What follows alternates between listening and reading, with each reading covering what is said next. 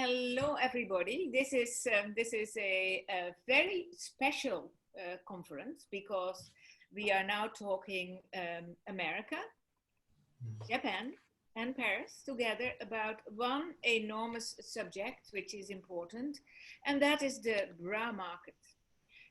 I'm Jos Berry. I'm leading a trend agency which is called Concept Spares and is very known in the world of lingerie worldwide. And we work a lot with organizer of this event, which is Curve in America and Eurovat Interfilière in Paris. We have here Miraya of Miria. What is it, Miraya? I always call you Miraya. What is it actually? Mariah, yes. Miraya. Miraya, we have here Miraya, who is the Vice President of Merchandising at Wacol America. I must say, one of the most motivated women in the bra world I know. She is, if she could do it, she would sell every bra personally. Then we have also, and that is a very big treat for everybody because that's seldom, we have two gentlemen from a company in Japan, Makam, which is one of the leaders of engineering. Engineering is probably, and I have talked a lot with people from the machinery industry like Karl Mayer, engineering is probably the way forward to solve a lot of problems in the bra market. I will introduce this whole conference. What happened already before the pandemic was actually quite a slowdown of the lingerie market internationally, not only in Europe, not only in America. We saw big controversial messages. We saw especially the downfall of some of the big retailers, and there were all kinds of influences from the consumer market, which are simply put down into three words: inclusivity, wanting the things they specifically for them, body consciousness, the fact that every body shape was important, were Me Too development, and it concentrated itself on the lingerie market, which is very peculiar because they didn't say the ready-to-wear market is bad, but they said bras are not nice, they don't fit. At the same time, and that is very important, we saw a big rise and actually an attack of the activewear sport market on the lingerie market, even in a situation where I published an article and we analyzed that, and we said, of course, when is somebody making a bra when they take the best of sport bras and the best of the lingerie market together and make something new? Funny enough, that article, I only got reactions from sports brands and of one lingerie brand, and that lingerie brand is one of the biggest in the world. I will not mention names. The problems which the market came across was in a way very simple: fit, comfort, and not wanting bras that was extremely focused on décolletés and bigger breast and that kind of things. So no wires, no padding, but at the same time, an enormous extension of the bra size range because the morphology of modern women is changing dramatically. So that is the subject.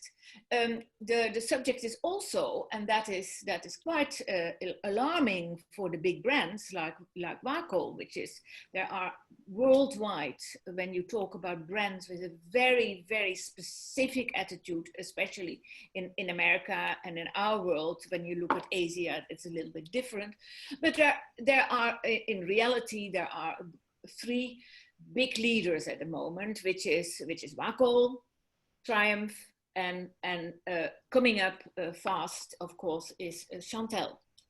Now these brands have always been the trendsetters in the bra industry. They were pulling the bra industry forward. And then suddenly, with the arrival of sport and with the arrival of all kinds of startups who started to sell online, we saw a complete reshuffling of the influences of the bra market. Now, if you talk to retailers, so that I will stop now talking so much because it's up to you to answer all that. If you talk to retailers, they are worried because most of that new activity is going outside their area. The sport people sell big into sports areas and also online. All the startups sell online.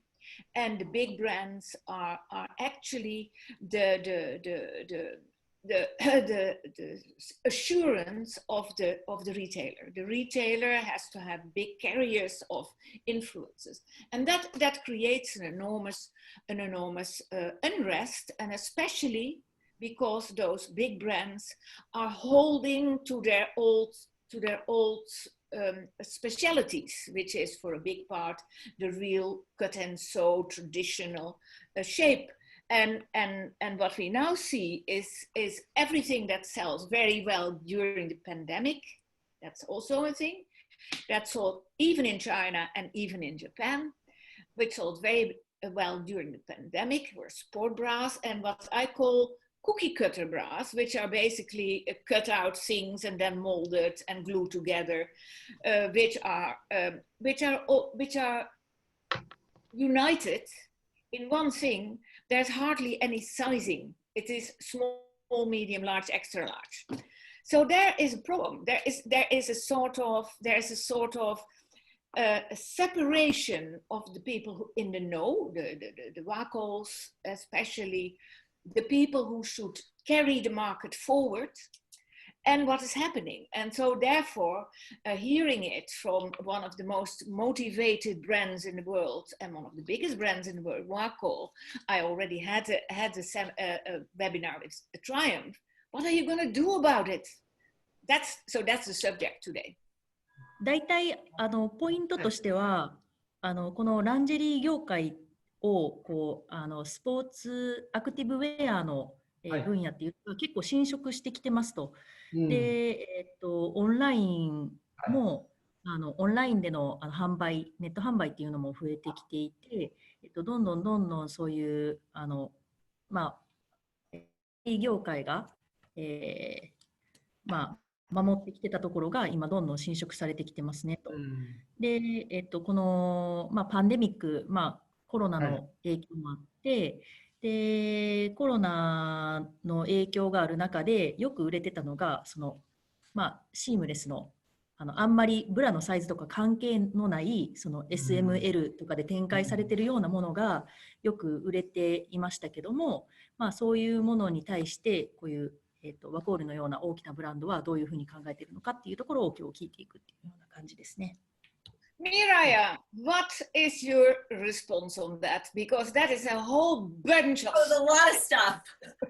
That's throwing everything towards you and saying, okay, Miraya, you are Wacol now. What are your solutions? Yes, well, it does feel like the whole world is kind of coming at traditional department store brands. You know, we have the whole market disruption with the digitally native brands and all the messages that they're putting out there. And we have the whole pandemic, and we have this whole shift in our kind of lifestyle and working from home. And what does that mean? The good thing is that we kind of saw this coming before it hit where we're at right now. And it's kind of, the whole concept of inclusivity it's not new to our brand. And so there's a lot of messaging out there that is all about inclusivity and sizes, whether it be size ranges or skin tones or ethnicities. The good thing about Wacol is that we've always spoken to those customers. So we've always had plethora of sizes. We have 76 sizes in our line now. And we've always had a lot of body tones. So the messaging that was out that sort of hit us 2 years ago, we were in it, but we didn't really have a voice in it. We, you know, sort of shame on us is that we weren't kind of ahead and talking about it from a marketing standpoint, but in store, grassroots, which is kind of where Wacoal really got its start, is in the fitting room, customer by customer, putting people in product, is where we made this conversion. And we see product on so many people, and we fit product on so many people. The amazing thing is that we're influenced by all those people. And so it's not just like me and the design team in New York that develops our product. We have our fit consultants, like 80 women that work in stores across the United States, who I meet with at least twice a year. And we have these brainstorms about, I always ask them, what's the bra you didn't have? Like when you were servicing a customer, working with somebody in the fit room, what didn't you have to satisfy her? And then that's kind of where we start our concepting. And we definitely recognized a few years back that there was a shift, and it was kind of like a merge. You have this younger customer who grew up on sport bras, like a younger demographic, a pull-on type style. That's what she wore as her first bra, and she's kind of grown up wearing that. And she doesn't really know, or hasn't really realized how to transition from that really soft style into a proper bra. And then you have the larger women, or a more traditional woman, who is also after that comfort. But we had to think about, how do we do it in the Wacoal way? Because we're not going to just design styles that are soft and easy and don't deliver support, because it's kind of off our brand. Our brand is about functionality and support, but we want to deliver it in new, comfortable ways. And so actually last year, we launched our Flawless Comfort style. And this is a version of a comfort style where it's a pull over the head, but the entire front frame is done in foam. And then the way we kind of we like engineered the inside of the style is so that, sorry, I'm turning it inside out, is so that the cradle has rigidity. And that's where we start working in Wacoal engineering into the product, so that she gets a comfort style, but that it delivers more support. And instead of just doing small, medium, large, extra large type sizing, we did it so that it really is developed to fit a fuller busted customer. So this is designed to fit a D double D. And now next year, actually we just showed at Market, our next iteration of this, where we're gonna take it from average all the way to full. So have a BC customer, small through 2XL, and a D double D customer, small through 2XL. But for us, it's a matter of finding that happy place where we feel that we're giving her enough support and she feels like she's getting enough comfort. I have a couple of remarks, and those remarks are typical, coming from somebody who have followed every bloody movement in the bra market since, I've followed the bra market since 30 years. And I am behind one of the most not so popular inventions at the moment, the t-shirt bra, which was designed for Classique and Victoria's Secret at a certain moment, and which gentleman came originally from Japan, because the mother of the t-shirt bra was found in Japan, and coincided with that sudden need of women to protect their nipples, because we were wearing t-shirts. Okay, that we know that history. So I know the bra market. But listen, you say 2 years ago we started to see that shift. Now I can tell you that the shift started 10 years ago. 10 years ago, and that is why this shift has taken such a, it was moving under the surface. 10 years ago, I was working for one of the big brands as creative director. And we saw on the fair in Paris, suddenly a young brand arriving, and all the big buyers of the big department stores from America and from Europe jumping on it. And I said to the big brand, listen, this is something I would keep in mind. Why is that? Because it coincides with our observation that a lot of women who do not want wires and padding, and they will never want it, they become more vocal about it. And then the very big brand said, you are such a fashion freak. That doesn't mean anything for us because that will never fit. Now, that dilemma we have seen now, and that is true. A lot of the bras, which are called cookie cutter bra or small, medium, and large, where they do not fit, sorry, and they make a flat. So we not only talk here about comfort, we talk also about a vision how the breast should show, which is gone from very pronounced suddenly in rather flattened. Of course, there is part of the market which is holding to what Mireia calls a proper bra and what the industry calls a classic bra. But still, what are we gonna do about this racing market share growth of the active wear bra, which is not only worn by young people. We have discovered, talk with Walmart and people like that. They say that especially bigger women with fit problems go for sport bras. So here, there is something that is still to be treated by the big brands. I know that, for instance, that Triumph now has invented something which is called Smart Fit, or Fit Smart, which is very close to what Macam develops. It's a 4D development of a pattern which has different stretch, and we hear that Chantel has invented the first completely biodegradable bra. So there are movements going on. So that now, of course, I'm sure, and I'm already heard that from Mireia, Wacoal is preparing for that. But I would like to hear also from the gentleman from Macam, who is one of the leaders together with Azai Kazai in that whole research in the future. How are you going to react to these movements? 今ちょっと、大きい、サイズの方ですね。大きいサイズの方は、やっぱりこうアクティブウェアというかスポブラとか、そういったものを、つける方向に向かってますと。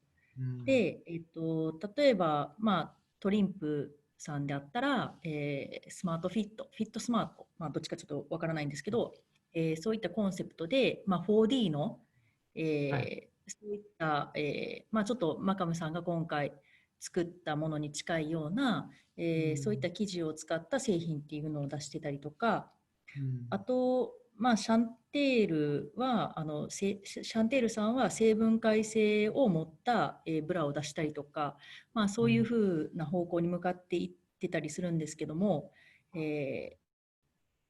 両方どういう方向に向かっていってるんでしょうかみたいな質問が来ています。はい、でもまずマライアさんにあれですよね。マライアさんから言ってもらえます？あくまでも我々はこう追従してる感じですもんね。じゃあマライアさんから喋ってもらえます？はい。はい、OK。マライアさん、please. So, what do you want me to... The word is for you. What is the solution? So the solution is obviously working together. And absolutely sure that if you see people reacting now suddenly on the enormous need of innovation in your business, how are you going to do it? What are you going to bring? What are you working on? What can you actually give to the retailers and the department stores as hope for the future that the big brands, Waco, has a sort of enlightened idea how to solve that problem, because it's a whole combination, as you said. It's rather a lot. It's so one of the ways that we're sort of addressing everything that's going on is from a merchandising standpoint. How we're looking at development and our line is driven by solutions. And so if you look at everything that's going on in the topic that we're talking about, we think of that as like our comfort solution. And within comfort, we've definitely said that we want to deliver the walk-whole fit in a comfort way. And I'll explain kind of some of the things that we're incorporating to do that. But then also part of our product assortment will be styles that are a little bit softer in nature, but we have to work with our supply base in order to have those soft structure styles have our support levels. And so that's where we, right now we're in the process. We have one that's kind of already gone to market. We just presented it. And we have 2 more in the pipeline that we're looking at and working with key partners on, where we're working on innovations in the types of silicone tapes. So it's not just Bemis anymore. There are other suppliers out there that we're working with that we seem to find that they have higher modulus and recovery. And with that, we're working to sort of engineer more sort of focused structure into those tapes so that we could still give our support, give the customer this overall easy wearing experience, and then combining it with fabrics that have a better performance. And that's where Muqam has been an awesome partner to us, because they get fabric construction and engineering. And so we're able to like develop styles that have a very, very, it doesn't show up, but have a very... Do you have a lighter color there? Sadly I don't, because typically the black shows better, but it's so dark up there. Open it and put it in front of your white blouse. Oh yeah, I could do that. Oh, she is absolutely fearless, this woman, when it comes to bras. Okay. So where you've got more of a, it really doesn't register. I apologize. Yeah, it does, but explain it. But so what we did here, and this is not part of our comfort concept, but this is about fabric engineering and working with Muqam on something that we were really excited about. One of the things that we recognized also is that customers want lightness. They don't want heavy garments. They want garments that, they don't feel like they're wearing a suit of armor. And so traditionally in bra design, in order to give, a really nice level of lift, it's been delivered through seaming. Or there are styles that are molded, and we kind of own that molded full figure market. But the overall garment still ends up with 2 plies and a sling and all of these sort of construction elements. And so when we developed this style with Muqam, we developed the fabric with them. What we said was we wanted to take away like 2 to 3 layers of the garment so that when she wears it, she still gets that lift, but without the bulk. And so we developed a pattern that has engineering from the bottom all the way up to the top that has power zones. And it's interesting because I feel like there's been conversations for years about power zones and fabrics, and many brands have played with it, but not until we found this fabric. And actually Muqam presented to me a fabric in a shapewear. They had shapewear panels at Interfiliere.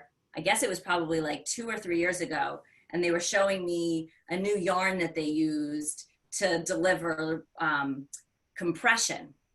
And based on how they sort of presented this and the way that the compression would work, and they had like a prototype garment, and of course I went back to the room in Paris and I tried it on, and I was like, oh, there's something to this. What if instead of using it to shape the tushy, we use that same concept to shape the side and under bust? And so we worked several times to engineer this pattern so that it was positioned properly, and then it went to total lightness at the neckline. And it would be very nice because we are talking about, with Mireia, constantly about this fantastic technology of Makam, but I would like Makam themselves to explain a little bit more what it actually, why it is so special and so unique in the world that I have not come across in my work more than perhaps one or two other manufacturers. So please, can you tell a little bit more about this technology? マカムさんが、sorry, Yoss. I'm sorry. Can you add that they're gonna be talking about elevated allure? Yes. Yeah. Okay, start the question, Annie.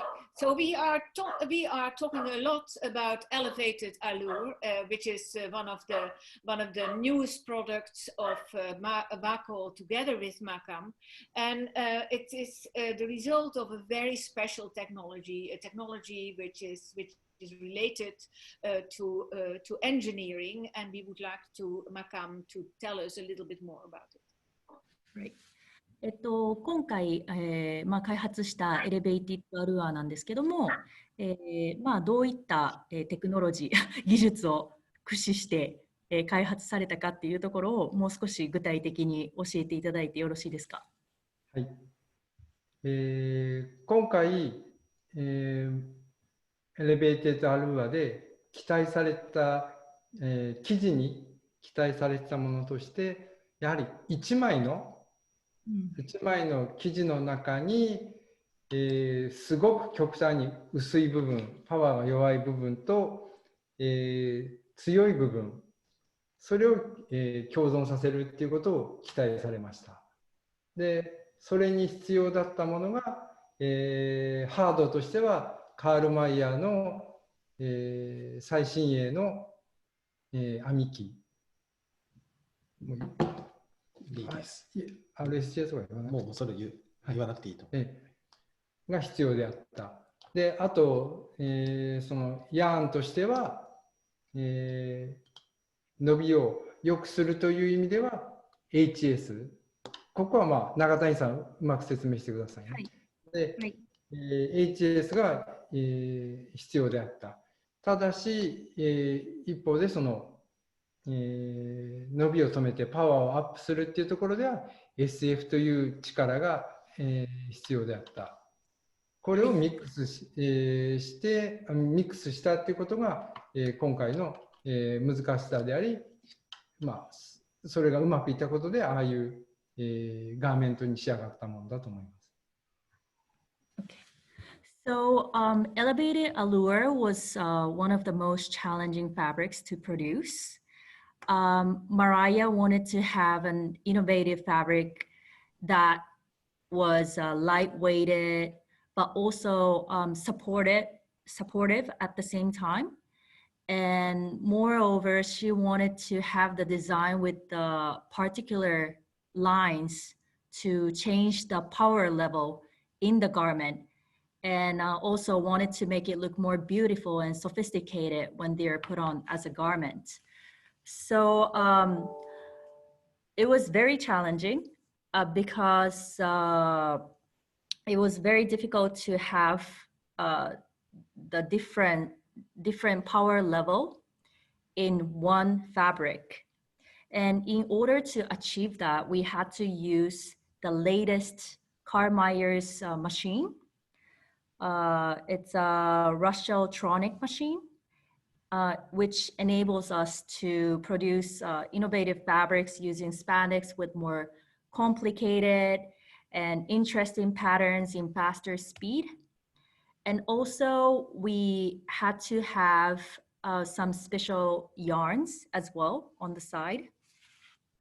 And we use few special spandex yarns called Roika HS and SF.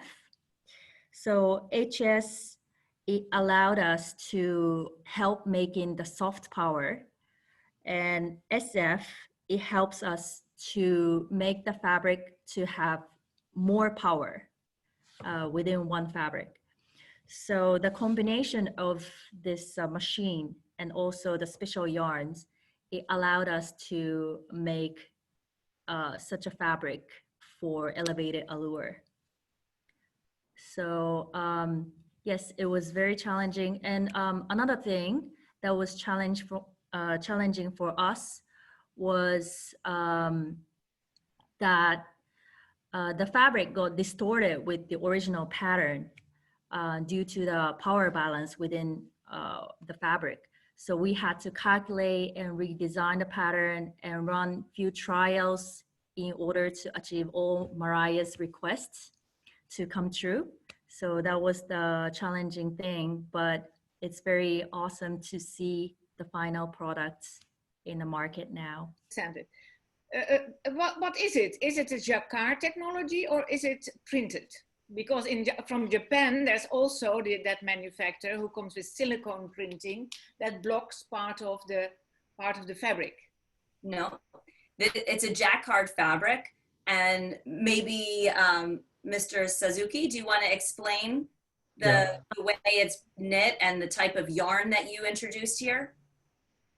Bra, what Makam already said, and what Mireille also showed, the bra of the future is light, is comfortable, is very, very technical, and is also beautiful to look at. Now that is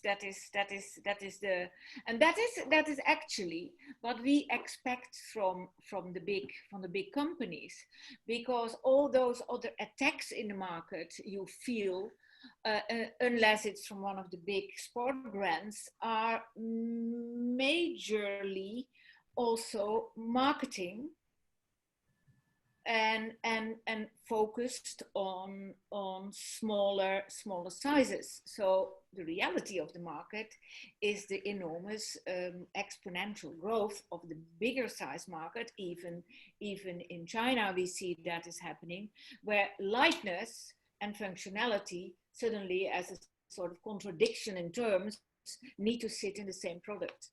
Right. One of the things that we also see is that comfort comes from support. Like wearing very soft, non-structured styles for a long period of time isn't comfortable for many customers. Skin on skin isn't very comfortable. And so ironically, in the quarantine time, we saw sales in our ultimate comfort category and our ultimate lift category trending at the same time. So immediately when, when the US kind of shut down, of course we saw our comfort business, like all of our styles that we have that are in like this type of shape, or even just some of our wire-free styles, we saw them go like this. And some styles that had been in our line forever and just kind of existed, even those styles went like this because they just had no wires, and everybody went that way.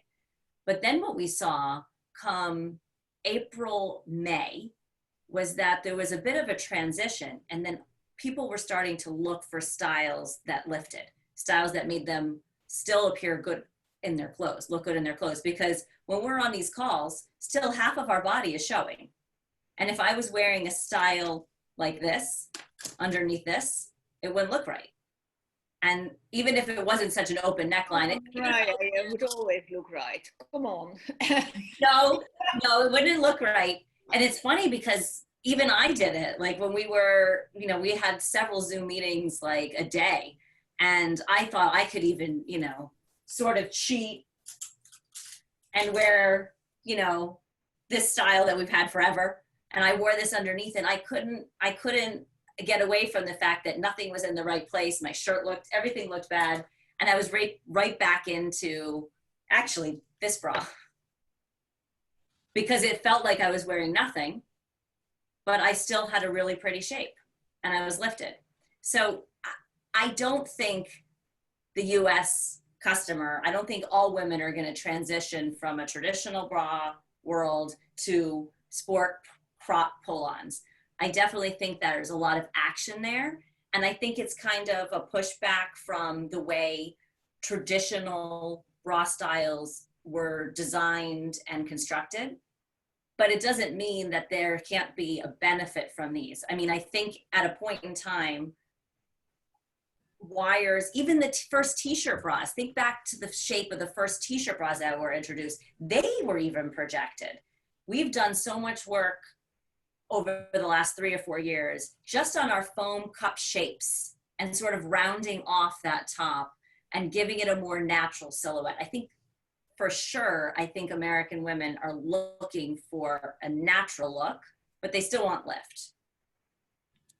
And so we're, you know, even in our foam cups, it's the profile of the way that a woman wants to look at her chest that's changed. So Mireille, tell us something. I don't get an answer to that from my other contact.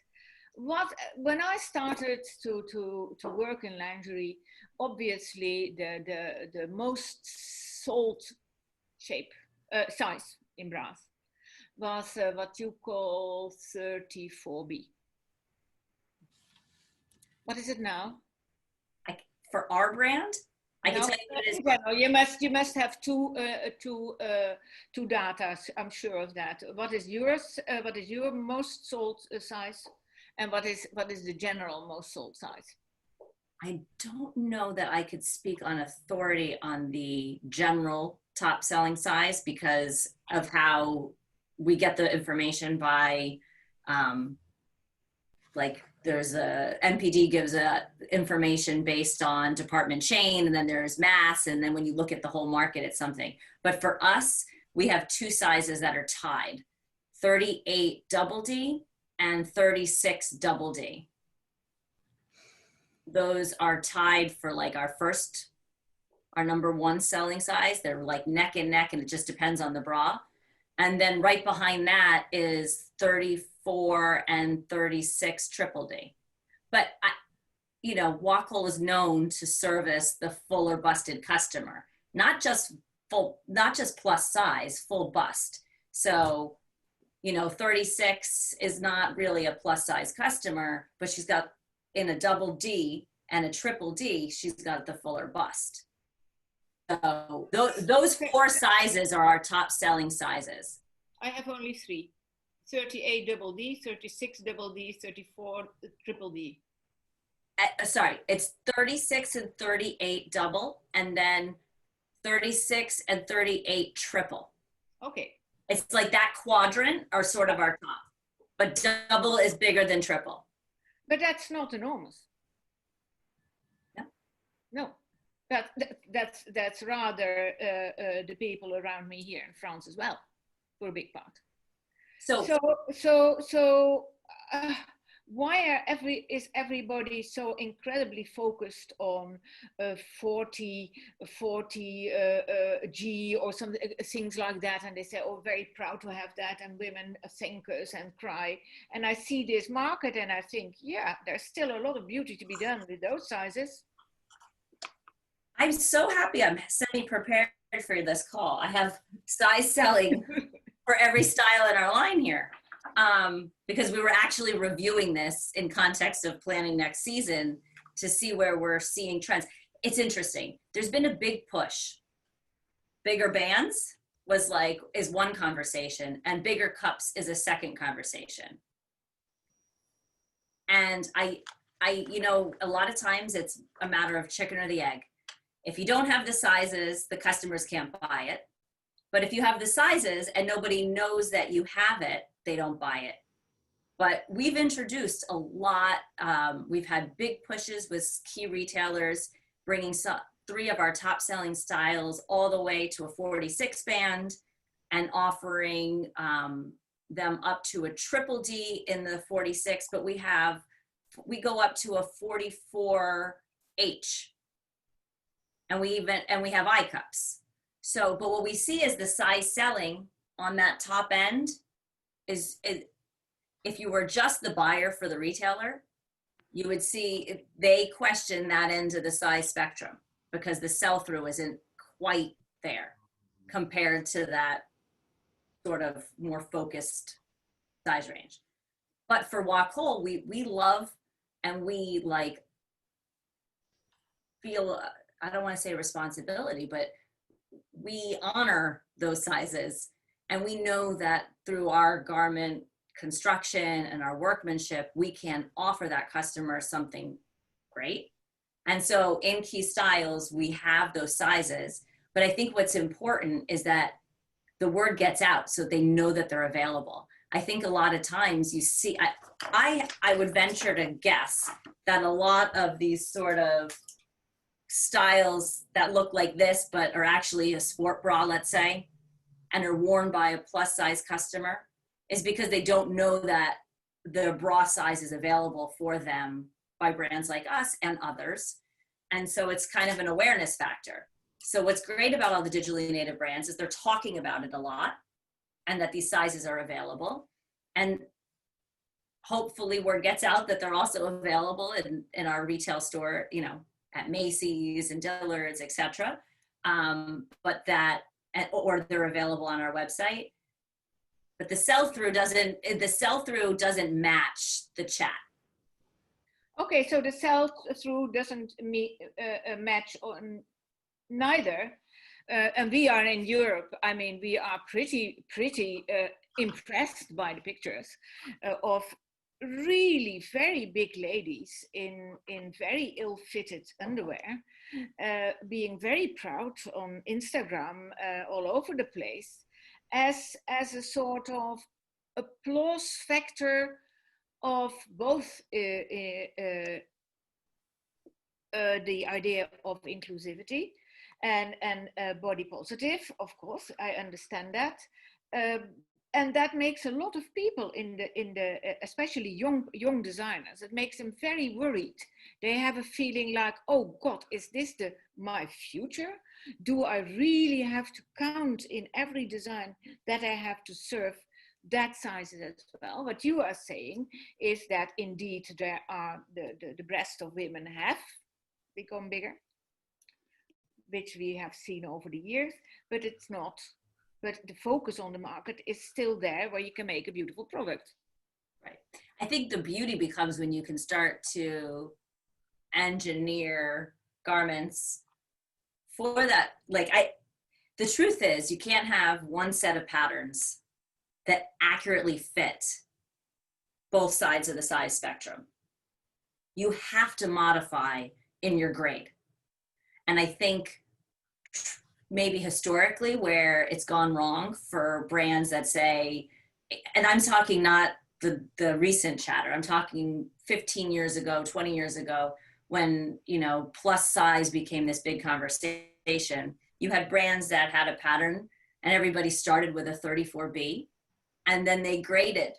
And in that grading became kind of at a certain point guesswork because they weren't necessarily putting those bras on all the sizes that they were making it for. Yeah, but that's another discussion we have, and I talked with a couple of people who are also very much into body changing bodies and changing breasts, etc. So cosmetic surgery. Above a certain size, not two sizes are the same anymore. Because where we are more or less somehow identical is when we are very thin, because we more or less have all the same skeleton. The moment, how do you say that? Let me say that elegantly. The more we start to cushion ourselves, somebody cushions a little bit more here, or the cushion a little bit more there. So you can at a certain moment, and that problem is going up. So that is when the discussion in the market, and that is very interesting discussion, starts, and that is certainly something I would also like Makam to be a very good listener, is customization. There are all kind of signals that say that with the new way of 4D prototyping, we can in the last moment we can customize a product to the requirements of an individual customer. What do you think about that? And that still has a lot to do with the fabric, with technology, with virtual fitting, with scanning, a very interesting world. But people believe that the solution for the bigger size market, and that is where also a lot of retailers are very excited about, but because you need somebody in between, you need somebody to handle that with a client. You can't do it all. You, Mariah, 100,000 American women who come to you, or you have to scan them. But what do you think about that? I think a lot of thoughts about that. We are deep into looking at how we can utilize technology to help service the customer better. And, you know, it won't materialize into being, you know, doing a scan of each individual and making a custom bra for them. Because for Wacoal at least, from a manufacturing standpoint, to, you know, alter a pattern for a specific person, size and scale, and put it into production isn't how we're set up for production. And to be able to offer a customer a bra at a reasonable price. But I think, and I believe that through understanding the growth of the female body, and where there are similarities and breaks in the way that our shapes grow and themes for which the bodies grow, we can definitely help serve the customer better through using that type of technology.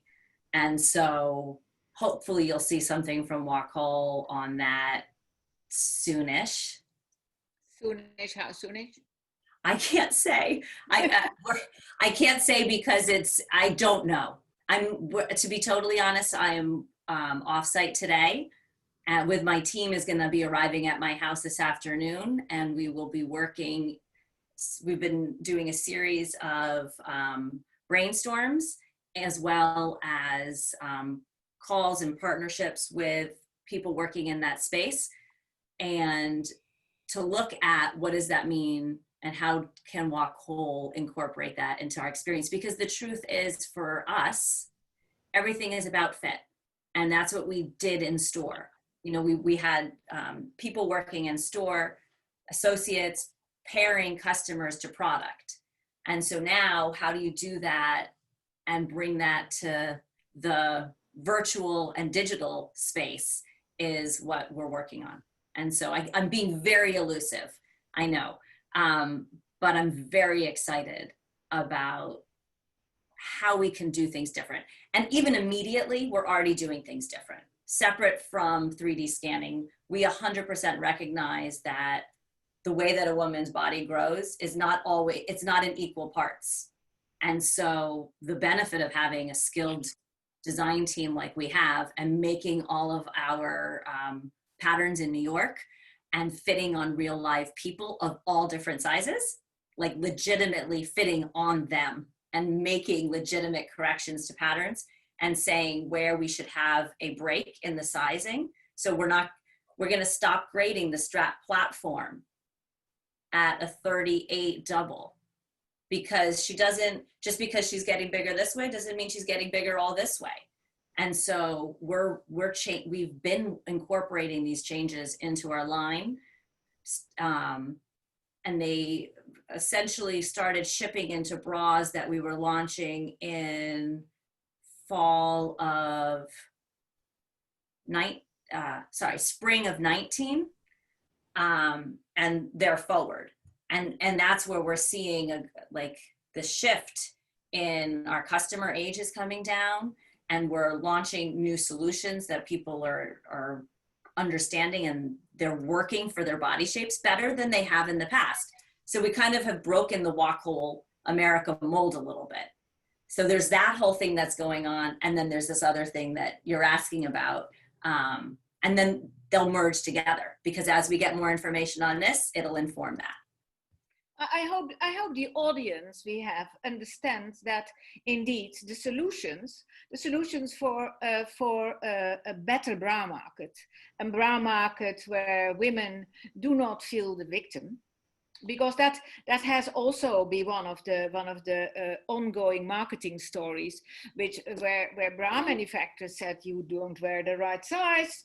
Now that is the whole world in marketing said, how is it possible that an industry blames the customer of making a mistake, and when it doesn't fit, it's her fault.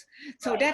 that was the most, and I think that a lot of the trouble we're in are purely related there, because it gave a feeling of a business model of the bra industry that did not allow to be customer friendly, that allowed only to work on a sort of prefab models to have the big production lines going in Asia, and it made it very unsympathetic in my opinion. So that is very, so you're now going to all hear that the big brands are trying to correct that. Am I saying that right, Mirai? To correct that, to become more friendly and more accepting that the difficulties they face are not easily to put down into a sort of parameters which are easily explained on a spreadsheet. It is a made to measure comfort industry, which is really very difficult. And Miraya and other big brands, it's quite sure that without your support as big industries with this enormous knowledge that's going on and organized design togetherness with your suppliers and with the fiber industry and with Makam, that's the only way forward. I have another question to the friends from Makam. Do you have anything to say about that? Would you like to make a remark? Makam さん、何かご意見あれば何でもどうぞということですけども。まあそうですね。今のインティメイトを作る上で。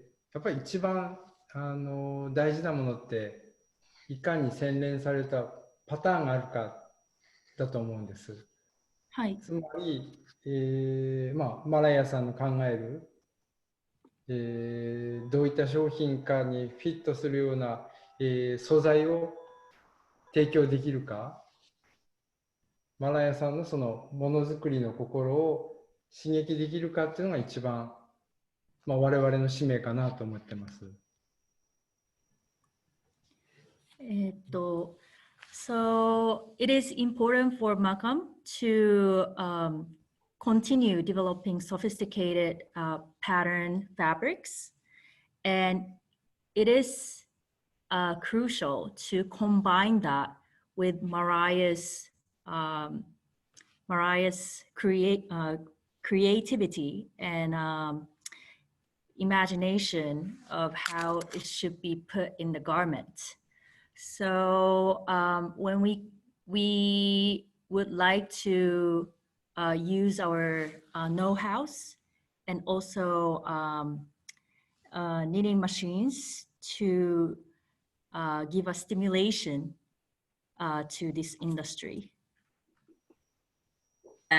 I have to credit Makwam with is that, and they didn't necessarily answer this for themselves, but I'll answer it for them, is that they also have recognized the need for superior stretch fabrics and the soft hand. So in our time working together, when we first would meet and we would look at materials, there was a lot of power to them, but didn't have the hand, right? It didn't have the sumptuous hand that the American market wanted.